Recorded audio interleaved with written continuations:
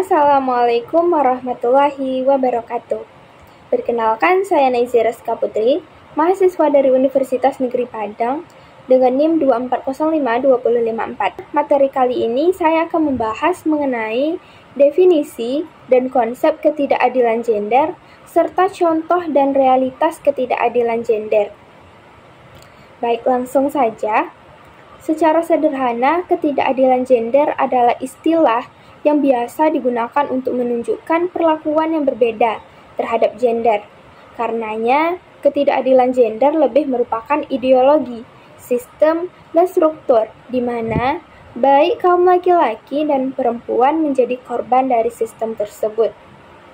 Nah, ketidakadilan dan diskriminasi gender merupakan kondisi kesenjangan dan ketimpangan atau tidak adil akibat dari sistem dan struktur sosial di mana baik laki-laki maupun perempuan menjadi korban dari sistem tersebut. Ketidakadilan gender terjadi karena adanya keyakinan dan pembenaran yang ditanamkan sepanjang peradaban manusia dalam berbagai bentuk yang bukan hanya menimpa perempuan saja, tetapi juga dialami oleh laki-laki. Meskipun secara agregat ketidakadilan gender dalam berbagai kehidupan ini lebih banyak dialami oleh perempuan. Namun, ketidakadilan gender itu berdampak pula terhadap laki-laki. Selanjutnya, bentuk-bentuk manifesti ketidakadilan akibat diskriminasi gender dan contohnya. Yang pertama yaitu marginalisasi atau peminggiran perempuan. Nah, marginalisasi ini adalah proses pemiskinan yang merupakan proses, sikap, dan perilaku masyarakat maupun kebijakan negara yang berakibat pada penyisihan atau pemiskinan bagi perempuan atau laki-laki. Nah, contohnya, banyak pekerja perempuan kurang dipromosikan menjadi kepala cabang atau kepala bagian dalam posisi birokrat. Begitu pula politisi perempuan kurang mendapat porsi dan pengakuan yang sama dibanding dengan politisi laki-laki. Sebaliknya, banyak lapangan pekerjaan yang menutup pintu bagi laki-laki seperti industri garmen dan industri rokok karena anggapan bahwa mereka kurang teliti melakukan pekerjaan yang memerlukan kecermatan dan kesabaran. Selanjutnya yaitu subordinasi. Proses subordinasi adalah suatu keyakinan bahwa salah satu jenis kelamin dianggap lebih penting atau lebih utama dibandingkan jenis kelamin lainnya, sehingga ada jenis kelamin yang merasa dinomorduakan atau kurang didengar suaranya, bahkan cenderung dieksploitasi tenaganya. Sudah sejak dahulu ada pandangan yang menempatkan kedudukan dan peran perempuan lebih rendah dibanding laki-laki. Banyak kasus dalam tradisi, tafsir agama maupun dalam aturan birokrasi yang meletakkan kaum perempuan pada tatanan subordinan. Adapun contoh-contoh dari subordinan ini, banyak pekerja yang dianggap sebagai pekerjaan perempuan seperti guru taman kanak-kanak, sekretaris, atau perawat yang dinilai lebih rendah dibanding dengan pekerjaan laki-laki seperti direktur, dosen di perguruan tinggi, dokter, atau tentara. Nah, hal tersebut berpengaruh pada pembedaan gaji yang diterima oleh perempuan. Perempuan dipinggirkan dari berbagai jenis kegiatan, baik di bidang pertanian, industri, serta bidang tenaga kerja yang lebih memerlukan keterampilan yang biasanya lebih banyak dimiliki oleh laki-laki.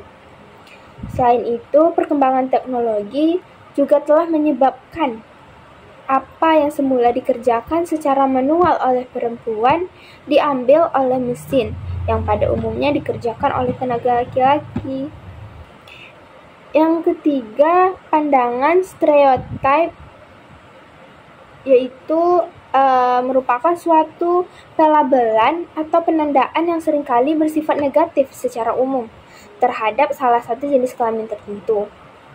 Contohnya, tugas dan fungsi serta peran perempuan hanya melaksanakan pekerjaan yang berkaitan dengan kerumah tanggaan atau tugas domestik. Nah, Label kaum perempuan sebagai ibu rumah tangga sangat merugikan mereka jika hendak aktif dalam kegiatan laki-laki, seperti politik, bisnis, maupun birokrasi. Sementara, label laki-laki sebagai pencari nafkah utama mengakibatkan apa saja yang dihasilkan oleh perempuan dianggap sambilan saja, sehingga kurang dihargai. Yang keempat yaitu kekerasan. Nah, kekerasan ini adalah suatu serangan terhadap fisik maupun integritas mental psikologi seseorang. Oleh karena itu, kekerasan tidak hanya menyangkut serangan fisik saja, tetapi seperti perkosaan, pemukulan, dan penyiksaan, tetapi juga bersifat non-fisik seperti pelecehan seksual, ancaman, dan paksaan, sehingga emosional perempuan atau laki-laki yang mengalaminya akan merasa terusik batinnya. Pelaku kekerasan yang bersumber karena gender ini bermacam-macam. Ada yang bersifat individual, seperti di dalam rumah tangga sendiri, maupun di tempat umum, dan juga di dalam masyarakat atau negara. Adapun contoh-contoh dari kekerasan fisik, baik fisik maupun mental psikologis. Yang pertama, istri menghina atau mencela kemampuan seksual atau kegagalan karir suaminya.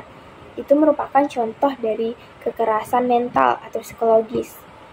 Yang kedua, perempuan dan anak-anak dijadikan sandera dalam suatu konflik sosial atau etnis atau antar negara.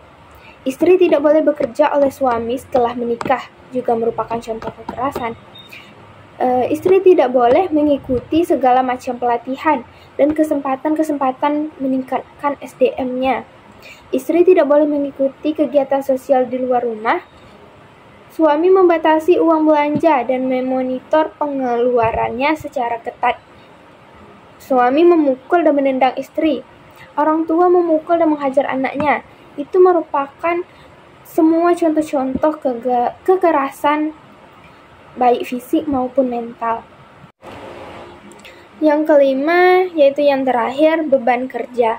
Nah, beban kerja ini adalah peran dan tanggung jawab seseorang dalam melakukan berbagai jenis kegiatan sehari-hari. Nah, beban kerja ganda yang sangat memberatkan seseorang adalah sebagai bentuk diskriminasi dan ketidakadilan gender. Dalam suatu rumah tangga pada umumnya, beberapa jenis kegiatan dilakukan oleh laki-laki dan beberapa yang lain dilakukan oleh perempuan. Beban kerja ganda ini seringkali dipandang dari sudut budaya seperti bentuk pengabdian dan pengorbanan yang mulia yang nantinya di akhirat mendapat balasan yang setimpal. Namun demikian, harus ada suatu batas dari pengorbanan ini, karena pengorbanan yang tanpa batas berarti menjurus kepada ketidakadilan. Contoh-contohnya seperti berbagai observasi menunjukkan perempuan mengerjakan hampir 90% dari pekerjaan dalam rumah tangga, sehingga bagi mereka yang bekerja di luar rumah, selain bekerja di wilayah publik, mereka juga harus mengerjakan pekerjaan domestik. Dengan demikian, perempuan melakukan beban ganda yang memberatkan. Atau contoh lainnya, seperti seorang ibu dan anak perempuannya mempunyai tugas untuk menyiapkan makanan dan menyediakan di atas meja, kemudian merapikan kembali sampai mencuci piring-piring yang kotor. Contoh lainnya juga seperti seorang bapak dan anak laki-laki setelah selesai makan. Mereka akan meninggalkan meja makan tanpa merasa berkewajiban untuk mengangkat piring kotor yang mereka pakai. Apabila yang mencuci istri, walaupun ia bekerja mencari nafkah keluarga, ia tetap menjalankan tugas pelayanan yang dianggap sebagai kewajibannya. Sekian yang dapat saya sampaikan, lebih kurangnya saya mohon maaf. Wassalamualaikum warahmatullahi wabarakatuh.